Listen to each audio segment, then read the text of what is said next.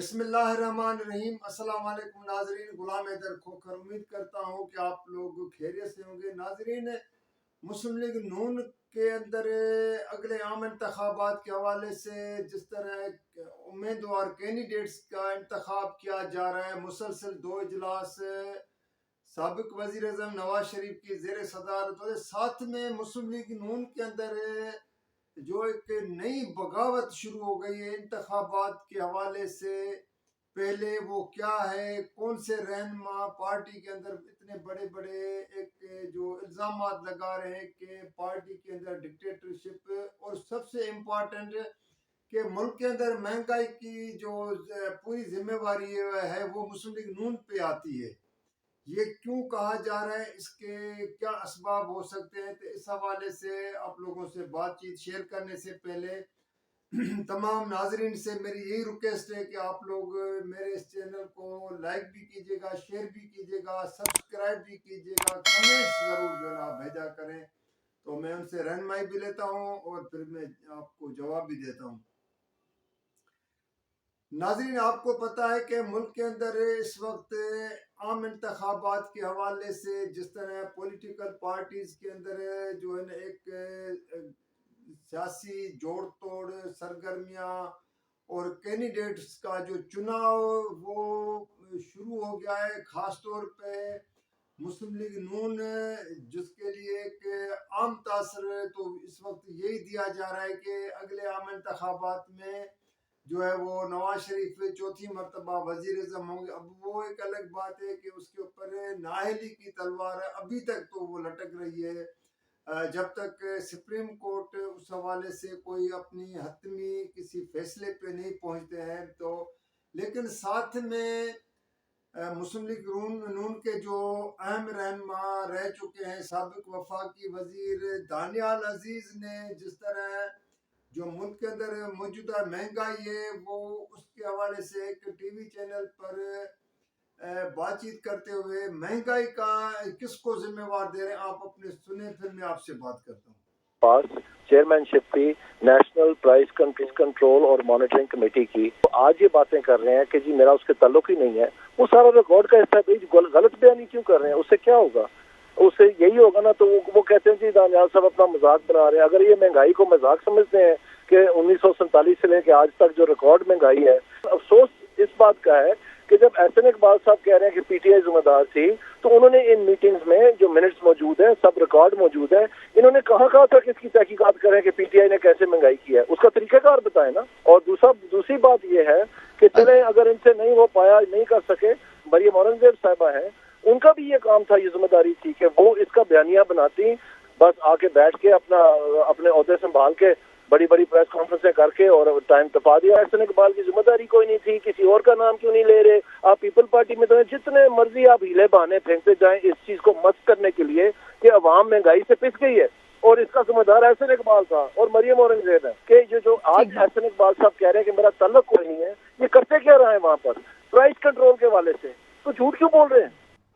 ناظرین، ابھی آپ نے دانیال عزیز کو سنا کہ ملک کے اندر جو مسلسل جو مہنگائی ہے اس کا جو بنیادی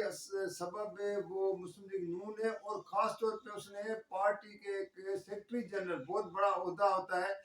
احسن اقبال کو ٹھہرایا ہے کہ اس کی نااہلی کی وجہ سے ملک میں مہنگائی ہوئی، جس پر احسن اقبال نے بھی کوئی جواب دیا تھا۔ لیکن دانیال عزیز کا ایک مسلم لیگ نون کے اوپر الزام لگانا، تو ایک تو یہ کہا جا رہا ہے کہ اگلے عام انتخابات میں ہو سکتا ہے دانیال عزیز جو ہے کو ٹکٹ نہ ملے۔ تو آپ لوگوں کو تھوڑا سا میں بیک گراؤنڈ بتاؤں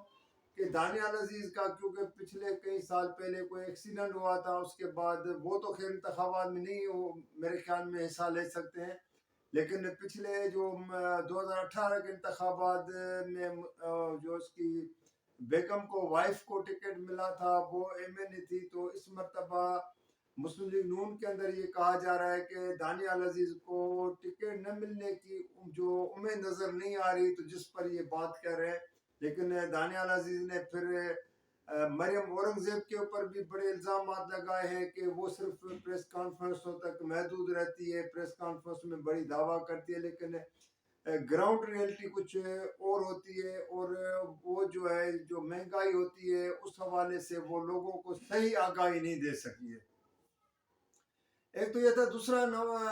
آپ ناظرین آپ کو پتہ ہے کہ نواز شریف کو چلو وطن واپس آنے کے بعد جس طرح ملک کے اندر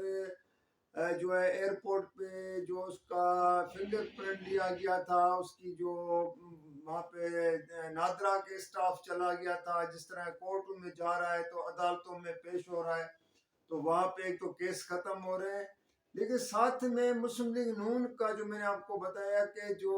کینڈیڈیٹس کا امیدواروں کا جو بورڈ کی میٹنگز ہوتی ہے، اس میں پنجاب کے جو گورنر ہے بلیغ الرحمان، وہ کس طرح نواز شریف کے پیچھے پیچھے چل رہا ہے، اور نواز شریف ساتھ یہ ایک مختصر تصویر آپ دیکھیں کہ وہ یہ کیا ہو رہا ہے۔ ابھی ناظرین آپ نے یہ تصویر بھی دیکھ لی کہ کس طرح جو ہے وہ نواز شریف کے پیچھے چل رہا ہے۔ گورنر کا بیسیکلی وہ وفاق کا ایک نمائندہ ہوتا ہے، وفاق مینس صدر کا نمائندہ ہوتا ہے۔ اب صدر تو آپ لوگوں کو پتا ہے کہ عارف علوی تو اتنے بے اختیار ہے جس کے پاس کوئی اختیار نہیں ہے، اور نہ کچھ وہ گورنر سے کوئی کچھ کیسا، جب اس کے باقی حکومتی کوئی اہلکار اس کی بات نہیں مانتے تو گورنر کیوں صدر کی بات مانے گا۔ لیکن ماضی میں اگر دیکھا جائے تو گورنرز جو ہوتے ہیں وہ ہوتے تھے، وہ ایک اس طرح جب سیاسی سرگرمیاں ہوتی تھی اور انتخابات ہوتے تو وہ اپنے آپ کو سائڈ پہ رکھتے تھے۔ کے پی کے میں آپ کو پتا ہے کہ فضل الرحمان کی پارٹی کا گورنر لگا ہوا ہے، سندھ میں ایم کیو ایم کا گورنر لگا ہوا ہے، وہ تو ان کے ساتھ ہوتا ہے، تو یہ گورنرز کو کون روکے گا؟ حالانکہ ان گورنرز کے اوپر الیکشن کمیشن کو پابندی لگانی چاہیے کہ وہ پولیٹیکل پارٹیز کے میٹنگوں میں ان کو نہیں جانا چاہیے، ان کے ساتھ نہیں بیٹھنا چاہیے، لیکن ایک ہمارے یہاں روایت ہے۔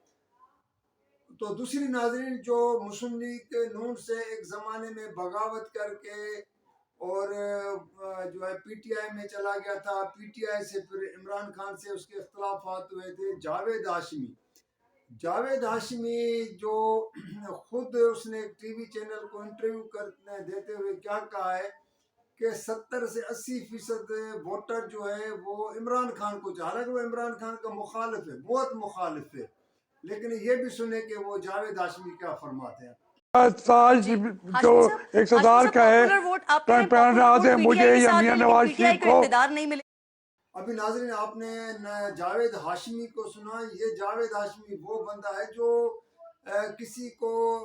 اس کی بات اچھی لگے بری لگے لیکن وہ منہ پہ کہنے والا ہے۔ میں آپ کو اس کا جاوید ہاشمی کا تھوڑا سا مختصر بیک گراؤنڈ بتاؤں کہ 2002 میں جنرل پرویز مشرف کے دور میں جب پیپلز پارٹی اور مسلم لیگ نون کا اتحاد بنا تھا، اپوزیشن میں تھے، ظفر اللہ خان جمالی جب اس وقت وزیر اعظم تھے، تو اس بندے کو ایک خط ملا تھا اور اس نے اس وقت پارلیمنٹ لاجز میں ایک خط پڑھا تھا جس کے بنا پر اس کو تھانہ سیکریٹریٹ میں اس کے خلاف غداری کا مقدمہ درج ہوا، اس کو پولیس نے اریسٹ کیا، پھر 5 سال اس کو جیل میں رکھا گیا،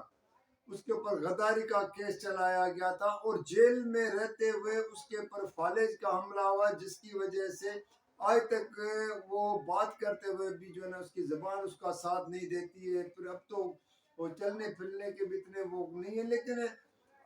جب بات کرتا ہے تو لوگ سمجھتے ہیں کہ اس کی بات میں وزن ہوتا ہے۔ اب وہ بھی یہ کہہ رہا ہے کہ نواز شریف کی وطن واپسی ہو، جو بھی معاملات ہو، لیکن پنجاب میں جو ہے نون کا ووٹ بینک نہیں ہے، اور اسی لیے نواز شریف والے ابھی تک اس بات سے گھبرا رہے ہیں کہ الیکشن میں جائیں تو کس طرح جائیں، کیونکہ ان کو ووٹروں پہ جو ہے نا اپنے ووٹرز پہ، خاص طور پہ نون لیگ کو اپنے ووٹرز پہ بھی ابھی یقین ہے۔ اس کی وجہ کیا ہے کہ نواز شریف اپنے موقف سے ہٹ گیا، جس نے یہ دعویٰ کیا تھا کہ ووٹ کو عزت دو، اس نے نعرہ لگایا تھا کہ کارکنوں کو اور سب کو عوام کو کہا تھا کہ وہ ووٹ کو عزت دینے کے لیے نکلے ہیں، لیکن جب نواز شریف نے اپنا اقتدار میں آنے کے خاطر اور اپنے کیسز ختم کرانے کے لیے جو ہے ان قوتوں کے ساتھ جو ہے نا ایک معاہدہ کیا ہے، پھر اپنی بات سے مکر گئے ہیں، اور یہ کہنا کہ میں نے اللہ پہ چھوڑ دیا ہے سب معاملات کر کے، تو صرف ایک ہی وجہ ہے کہ وہ چوتھی مرتبہ وزیر اعظم بننا چاہ رہے ہیں، اسی لیے وہ کرتے. اس بات پہ اب نواز شریف کو بھی جو ہے نا اپنی پارٹی کے اندر بھی مخالفت کا جو ہے ایک مقابلہ کرنا پڑا ہے. لوگ اس کو کہتے ہیں، یہاں تک کہ جو میرے سورس بتا رہے ہیں کہ خواجہ آصف نے پارٹی کی میٹنگ میں بتایا کہ اگر ہم لوگ کسی سوشل گیدرنگ میں جس میں شادیاں ہوتی ہیں اس طرح میں جب جاتے ہیں تو لوگ ہمیں سلیکٹڈ کا جو ہے نا وہ تانا دیتے ہیں، کہتے ہیں آپ لوگ بھی سلیکٹڈ ہو گئے ہیں. تو ناظرین آج کے لیے اتنا ہی تھا. کل کسی اور موضوع کے ساتھ آپ لوگوں کے ساتھ بات چیت شیئر کروں گا. تو جب تک کے لیے اجازت دیجیے گا. اللہ حافظ.